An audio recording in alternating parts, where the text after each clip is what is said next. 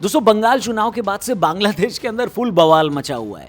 बांग्लादेश न सिर्फ भारत के खिलाफ जहर उगल रहा है, बल्कि उनके विदेश मंत्री तक ने यह बयान दे दिया है कि किसी भी तरह की फेंसिंग बांग्लादेशियों को रोक नहीं सकती। मतलब बेशर्मी का आलम देखिए। बांग्लादेश ने सरकारी रूप से इस बयान के बाद यह मान लिया है कि बांग्लादेश से भारत के अंदर घुसपैठ होती है। कमाल है मतलब।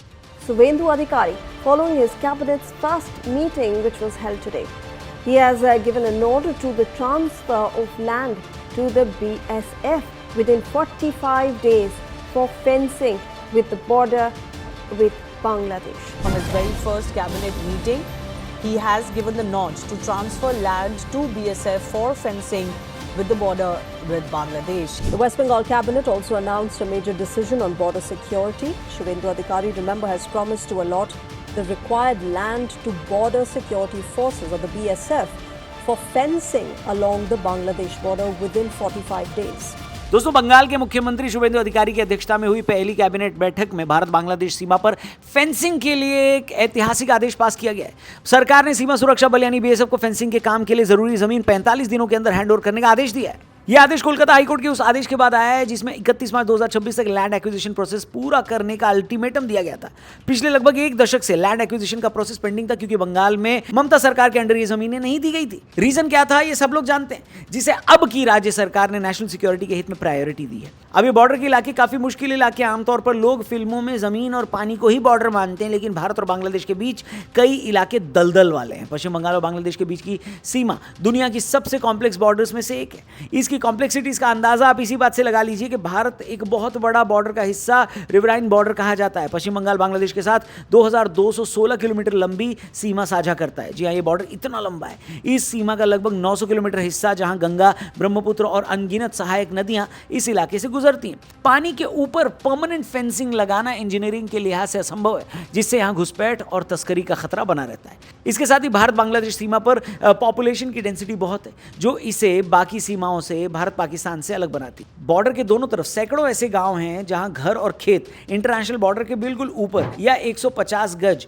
के दायरे में लोकेटेड है। पश्चिम बंगाल के 9 बॉर्डर डिस्ट्रिक्ट इस समस्या से सीधे प्रभावित। यहां फेंसिंग लगाने का मतलब है कई बार भारतीय नागरिकों को ही फेंसिंग की दूसरी तरफ यानी जीरो लाइन और बाढ़ के बीच छोड़ देना होता है, जो सुरक्षा और ह्यूमैनिटी दोनों के लिहाज से एक कठिन काम है। उधर दक्षिण में सुंदरबन का बड़ा मैनग्रोव जंगल और दलदली इलाका है जहां जमीन स्टेबल नहीं है। यहां न तो कंक्रीट की दीवार बनाई जा सकती है और न ही सामान्य कंटीले तार टिकते हैं। पहाड़ियों, घने जंगलों और चाय के बागानों के कारण ये बॉर्डर पोरस यानी काफी छेद वाली है, जिससे छिपकर निकलना आसान हो जाता है। अब आपने बॉर्डर्स की कॉम्प्लेक्सिटी तो समझ ली दोस्तों, इन घुसपैठियों की तड़प समझना भी आपको आसान हो ही जाएगा। बांग्लादेश में पॉलिटिकल इंस्टेबिलिटी या सत्ता परिवर्तन के दौर में अक्सर कट्टरपंथी एलिमेंट्स का प्रभाव बढ़ता है।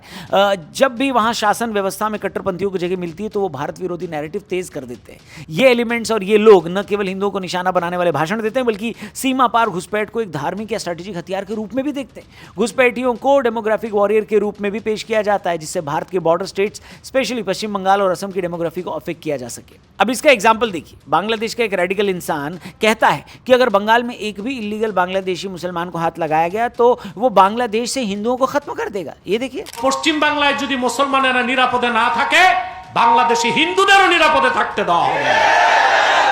इसके अलावा बांग्लादेश में इनकलाब मंच नाम का एक इवेंट हुआ, जहां एक 1.5 पसली का नेता क्या बोल रहा है वो मैं आपको सुनाता हूं। कहता है भारत की मिसाइल ताकत बांग्लादेश के लिए खतरा है। समझ में नहीं आता कि जिसको हम एक फूंक में उड़ा दें और बंगाल की खाड़ी में आदमी जा गिरे, उसके लिए हम अपनी मिसाइल के इस्तेमाल करके करोड़ों डॉलर्स काय को खर्च करेंगे बताइए। बॉर्डरे हत्या करे এবং মিসাইল টেস্ট করে তারা যা বোঝাতে চায় যে তারা বাংলাদেশকে সিকিমের উদাহরণ দিতে চায়। अब इन आदमी को सुनिए जो बंगाल के मुख्यमंत्री को कह रहा कुछ। পশ্চিমবঙ্গে উগ্র হিন্দুত্ববাদী বিজেপি ক্ষমতায় এসেছে।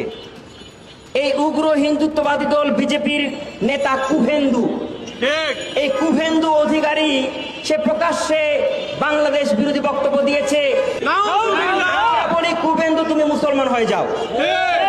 আমরা বলি বাংলাদেশে তোমরা কোনো অনুপ্রবেশকে ঢুকাতে পারবে না, তবে হ্যাঁ বাংলাদেশের লোক ভারত দখল করে নেবে। তোমরা অনুপ্রবেশ করবে না, আমরা প্রবেশ করব, আমরা ভারত দখল করব ইনশাআল্লাহ। মুসলমানদেরকে শহীদ করে দমানো যাবে না। মুসলমান আল্লাহ পাক ছাড়া কাউকে ভয় পায় না। মুসলমান শান্ত জাতি, একবার ফুঁসে উঠলে এই কুভেন্দু, এই মোদি, এদের সরকার এটাকে উৎখাত করবেই। সমস্ত तो दोस्तों जिनको बकवास करनी वो तो करते रहेंगे और हर तरीके से करते आए हैं। आंकड़ों की बात करते हैं, आंकड़ों के नजरिए से देखें तो बांग्लादेश की चिंता उनकी बढ़ती जनसंख्या और सीमित संसाधन है, लिमिटेड रिसोर्सेज है भैया वहां पे। बांग्लादेश की जनसंख्या डेंसिटी लगभग 1265 पर पर्सन पर स्क्वायर मीटर है, जो दुनिया में सबसे ज्यादा है।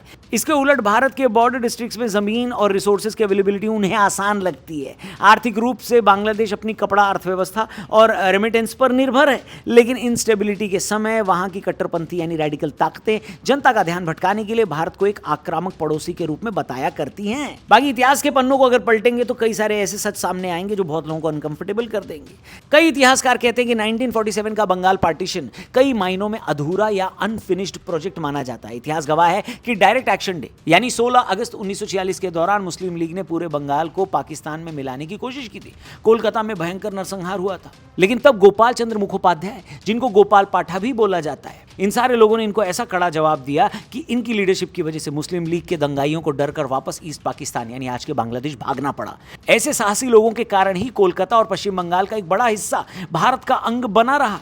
आज एक्सपर्ट्स इसे एक डेमोग्राफिक वॉर के रूप में देखते हैं, जहां पाकिस्तान और बांग्लादेश के कुछ कट्टरपंथी एलिमेंट्स उसी पुराने एजेंडे को साइलेंट इन्वेजन यानी शांत घुसपैठ के जरिए पूरा करना चाहते हैं, जिसे 1947 में हथियारों से पूरा नहीं किया जा सका था।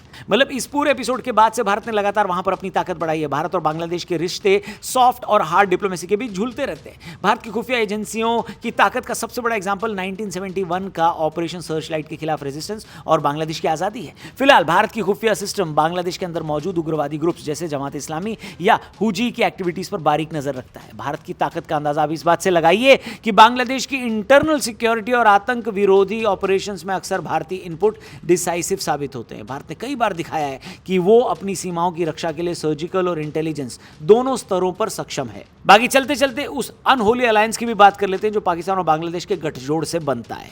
ये एक गंभीर स्ट्रैटेजिक चिंता है कि पाकिस्तान और बांग्लादेश कई बार मिलकर भारत के भीतर इंस्टेबिलिटी पैदा करना चाहते हैं। यानी अगर बांग्लादेश में पाकिस्तान सपोर्टेड सरकारें मजबूत होती हैं तो वे भारत में इंटरनल विद्रोह, दंगों और सरकार गिराने की साजिशों को हवा दे सकती है। इसलिए इन सारी चीजों का, इन सारे बवालों का सामना करने के लिए तीन चीजें बहुत ज्यादा इंपॉर्टेंट हो जाती हैं, अहम हो जाती हैं। सबसे पहले तो सॉलिड इंटेलिजेंस, उसके बाद सरकार का सॉलिड विल पावर और फिर कड़क कानून, जिससे कि ऐसे एलिमेंट्स को जिन्हें पकड़ा जाता है उनके ऊपर अगर थोड़ा भी डाउट हो तो सख्त कानून उन्हें सख्त से सख्त सजा दे, जिससे बाकी लोगों के लिए एग्जाम्पल सेट किया जा सके। बाकी इस पूरे मामले पर आप क्या कहना चाहते हो? बांग्लादेश बीच बीच में जो हरकत कर देता ना, हल्की सी हरकत, छोटी वाली हरकत, उसके ऊपर आपका क्या रिएक्शन है, क्या ओपिनियन है, कमेंट करके बताना। चैनल को भी सब्सक्राइब करना और हमारे पॉडकास्ट को एंजॉय करने के लिए हमारे TRP चैनल पर भी जरूर जाना। उस चैनल का भी लिंक डिस्क्रिप्शन में दिया है। Thank you for watching, good bye, जय हिंद।